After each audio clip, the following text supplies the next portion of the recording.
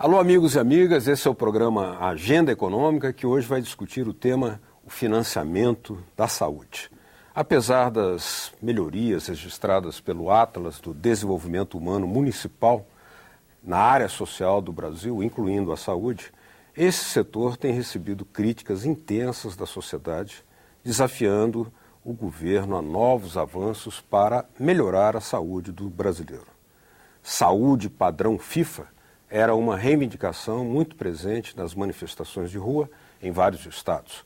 Foi das mais comentadas, sobretudo a partir da declaração conhecida de Ronaldo Fenômeno. Examinando o orçamento, a destinação de recursos ao setor é crescente.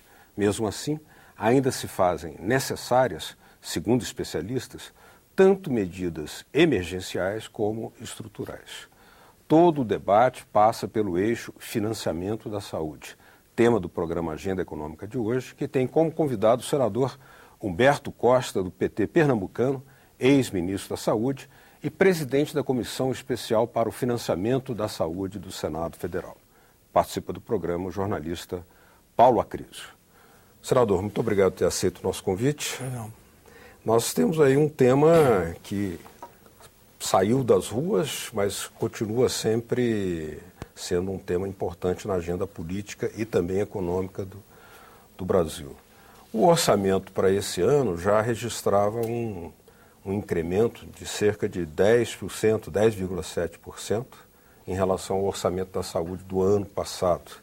Ou seja, nós estamos falando de recursos da ordem de 79,3 bilhões, isso do orçamento. Mas mesmo assim, nós registramos, há uma necessidade, a sua preocupação, inclusive nessa comissão do financiamento da saúde, é de que ainda falta muito. Qual que é o tamanho da dificuldade, qual é o caminho que falta avançar para termos, de fato, os recursos necessários para a saúde brasileira? Bom, em primeiro lugar, nós temos que lembrar que nós temos um sistema de saúde definido pela Constituição de 1988, que é universal, que é gratuito, que procura ser igualitário também para atender a toda a população. Está escrito lá, a saúde é um direito de todos e um dever do Estado. E não há sistema público universal, como nós temos no Brasil, que não tenha um custo importante. Eu diria que o SUS é um verdadeiro milagre, porque ele consegue realizar ações extremamente importantes para a população brasileira com um montante de recursos muito limitado. Por exemplo, se nós compararmos o gasto público em saúde no Brasil com o gasto privado em saúde no Brasil, por exemplo, o gasto privado chega a 55%, 58%, enquanto o gasto público vai de 45% até 42%. Ou seja, apesar de nós termos um sistema universal, as pessoas gastam mais, nós gastamos mais recursos do nosso próprio bolso, pagando planos de saúde, do que aquilo que é colocado pelas três esferas de governo, prefeituras, governos municipais, governos estaduais. Na verdade, o Ministério, governos estaduais e prefeituras. Na verdade, países que têm sistemas universais gastam, em média, de 70% a 85% do total de gastos em termos de recursos públicos. Ou seja, o gasto privado é na faixa de 15% a 20%, não é? Enquanto que o gasto público vai de 70% a 85%. Então, se nós queremos ter um sistema universal, é preciso ter um gasto percentualmente nesse volume. Por outro lado, quando nós comparamos o que nós gastamos per capita, ou seja, o gasto do país com saúde de acordo com cada habitante no sistema público, nós estamos atrás, inclusive, de países que têm um chamado sistema segmentado, tipo os Estados Unidos. Nos Estados Unidos, hoje, a participação pública no gasto total em saúde, ela é mais de 45%, apesar de lá ser um sistema eminentemente privado. nós estamos abaixo dos gastos da Argentina, abaixo dos gastos do Chile, abaixo dos gastos do Uruguai. Portanto, precisamos de recursos que sejam compatíveis com esse sistema e com as necessidades da população. E hoje nós precisamos que esse recurso venha da União, do governo federal, porque o que nós poderíamos apertar, cobrar dos municípios e dos estados, eles já estão gastando até mais do que a Constituição prevê em termos de gastos mínimos em saúde. E o governo federal, embora tenha feito crescer a receita da saúde, cresceu mais de 100% nesses últimos 10 anos, porém não é um recurso suficiente. Além do mais, outras áreas sociais, outras políticas sociais tiveram um incremento maior. O caso da educação, que cresceu 400%, o caso da assistência social, que cresceu quase 800%, o caso do trabalho, que cresceu 300%.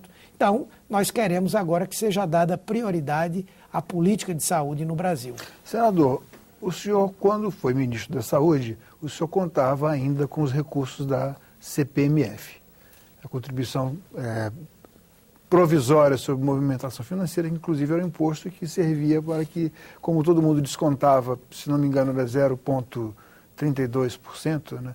E era um imposto que revelava, inclusive servia para o fluxo de dinheiro, para identificar, inclusive até do ponto de vista fiscal era interessante. Mas veio uma das raras derrotas da base do governo do presidente Lula, acabou com uma votação aqui do Senado Federal no Congresso, a CPMF foi extinta. O que teria significado na sua gestão não contar com a CPMF e se o senhor defende uma solução semelhante a essa, ser uma criação de outro imposto? Veja, na verdade, quando a CPMF foi extinta, né, deixou um vazio, né, de mais de 42 bilhões de reais para a área da saúde. Isso foi por ano. Isso foi uma atitude absolutamente irresponsável, equivocada, capitaneada pela oposição ao governo Lula, especialmente aqui no Senado. O resultado é que, da noite para o dia, o governo precisava manter o cumprimento da emenda 29, que dizia como o governo deveria gastar o mínimo, e, ao mesmo tempo, sem ter esses recursos, né? Então, o governo foi obrigado a buscar, tanto no orçamento de impostos, no orçamento fiscal da União, quanto nas contribuições sociais, os recursos para tentar viabilizar aquilo que faltava para a área da saúde. É óbvio que nós não vamos conseguir ter mais recursos na dimensão que nós temos se nós não convencermos a sociedade de que é preciso ela se dispor a financiar melhor a saúde no Brasil. E aí, obviamente, que nós precisamos buscar fontes. Algumas fontes já foram pensadas. O incremento dos royalties da mineração, nós temos agora um debate sobre o novo marco regulatório da mineração e deverá haver um aumento nos royalties que são pagos à União pelo setor de mineração. A possibilidade de um imposto sobre grandes fortunas, embora a perspectiva de arrecadação com esse imposto seja pequena, e não devemos de forma alguma eliminar a possibilidade de criar uma contribuição específica, obviamente que não agora. O Brasil, nesse momento, está aplicando uma política anticíclica contra essa crise. Isso passa, inclusive, pela redução de impostos para o setor produtivo, então seria um contrassenso agora nós criarmos uma nova contribuição. Mas eu não tenho dúvida de que, mais à frente, nós temos que fazer essa discussão para garantir um financiamento estável para a área de saúde e suprir a falta que hoje faz o recurso que a CPMF conseguia arrecadar. Há muitas propostas aí no debate, né, na mesa, sobre buscando solução para o financiamento da saúde pública no Brasil. Uma delas, parece que o senhor tem sustentado, gostaria que o senhor comentasse, é aquela que vincula 15% da receita líquida da União especificamente para o setor de saúde. A gente sabe que a área econômica sempre joga muito duro, né? Mas nesse caso há uma proposta de implantação gradativa. Ainda assim haveria resistência? Veja, nós estamos ainda na elaboração desse relatório e desse projeto. até porque essa semana nós tivemos a entrega na Câmara dos Deputados, né, de um projeto de lei de iniciativa popular com 1.900.000 assinaturas, mais 500.000 serão entregues essa semana, mostrando a mobilização da sociedade, dos movimentos sociais para nós termos mais recursos. E é óbvio que nós temos que tomar como principal referência esse projeto, que propõe o montante de 10% das receitas correntes brutas da União para a área da saúde, né? Isso hoje representaria, se fosse aplicado de uma única vez, um total de 140, 145 bilhões de reais, né? Nós temos feito um outro exercício. Na medida em que a definição de receitas correntes brutas não é uma coisa muito precisa, isso poderia gerar uma certa insegurança, poderia levar a interpretações subjetivas por parte de um governo, que não necessariamente o atual, e, como tal, poderia haver uma certa insegurança do ponto de vista dos recursos, né, da estabilidade dos recursos. Nós temos trabalhado com outra possibilidade, de transformar esses 10% da receita corrente bruta, esses 145 bilhões, num valor que, na verdade, seja igual, mas relativo à receita corrente líquida. Até porque a receita corrente bruta inclui recursos que não pertencem à União. Por exemplo, as transferências, os recursos para a Previdência Social, e a receita corrente líquida é exatamente aquilo que sobra para os gastos do governo, né? E a outra ideia é que isso não necessariamente teria que ser colocado de uma única vez. Nós sabemos que o país vive um momento de dificuldades, um momento especial, mas se poderia trabalhar a hipótese de uma ampliação gradativa desses recursos, algo combinado com o governo num determinado espaço de tempo, né? Mas, obviamente, que isso tudo terá que ser negociado, primeiramente com os movimentos sociais, que têm essa iniciativa, e nós não sabemos se eles estariam dispostos a discutir essa equivalência, a discutir qual a melhor maneira, não é? E também da parte do governo, que não se manifestou ainda sobre essa questão. Mas a proposta que hoje tem mais apoio, mais respaldo, é essa de 10% das receitas correntes brutas ou o equivalente em receitas correntes líquidas. Um dos pilares do SUS, da implantação do SUS, foi a gradativa, teria sido a gradativa municipalização da saúde. No entanto, os municípios, até por campanhas frequentes, quase que anuais, dos prefeitos vindo aqui a Brasília, se declaram falidos. Eu queria que o senhor fizesse uma crítica dessa municipalização da saúde, o que seria necessário nesse momento, além de recursos, porque recursos parece que é o senso comum que estão em falta. Eu queria que o senhor fizesse uma crítica disso. É óbvio, a municipalização, a descentralização, ela é um dos pilares do Sistema Único de Saúde, corretamente, porque, na verdade, quem tem condição de executar as ações de saúde é exatamente quem está na ponta, em contato direto com a população, especialmente na área do atendimento mais simples, o atendimento básico. Então, a descentralização foi uma ação importante, continua a ser importante, porque hoje nós temos ainda com certa indefinição, mas mais claramente qual é a função do município, a do Estado e a do governo federal. Agora, o que é que nós precisamos? Primeiro, precisamos melhorar a gestão do sistema. Nós que compomos a área da saúde não podemos fazer ouvidos de mercador às questões que são levantadas do ponto de vista de melhorar a qualidade do gasto, buscar eficiência, buscar inibir qualquer tipo de ralo para os recursos que são destinados às ações de saúde e, naturalmente, que nós temos dificuldades em fazer esse acompanhamento hoje. É bom, é necessário melhorar a gestão. E também colocar mais recursos nas mãos das prefeituras, mas, obviamente, como eu disse, com esse acompanhamento.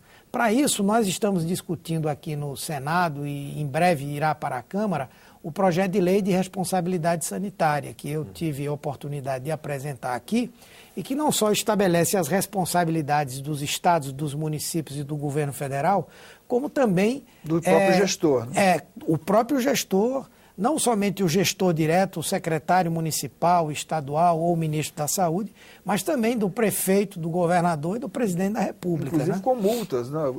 Com multas. Iria além, enfim. porque hoje parece que só, até então, apenas deixam de ser, havendo a identificação, deixa de ser destinado recurso, não recebe mais recurso. O que é muito ruim, não é?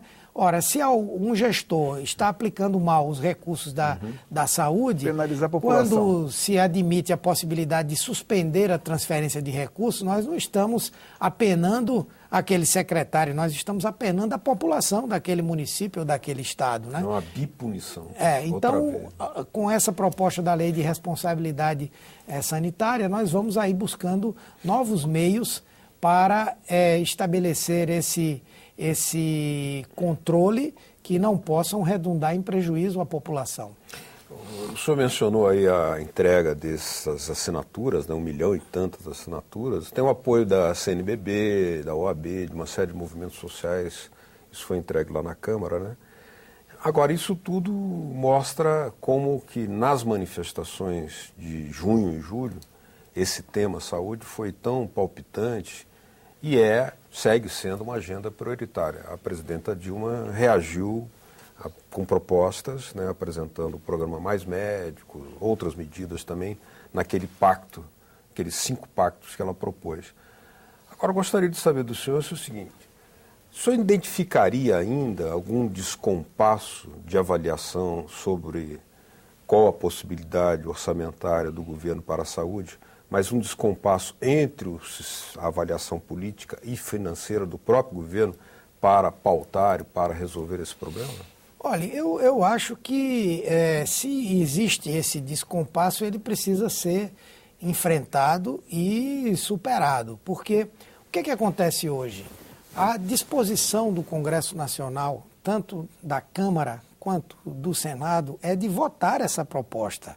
Eu não tenho dúvida que se hoje fosse colocada no plenário da Câmara ou no plenário do Senado, essa proposição passaria da forma como ela veio, com grande apoio da maioria dos deputados e senadores. Se isso é um dado de realidade, se há inclusive o reconhecimento por parte do governo de que nós temos carência de mais recursos e também precisamos aplicar corretamente esses recursos, eu acho que o governo que tem a fazer é levar em consideração essa realidade e apresentar uma contraproposta dizendo o que é factível para o governo, tanto em termos de volume quanto em termos de tempo para a implementação dessa proposta, início da vigência. Quer dizer, há muita coisa que pode ser objeto de negociação com o próprio movimento.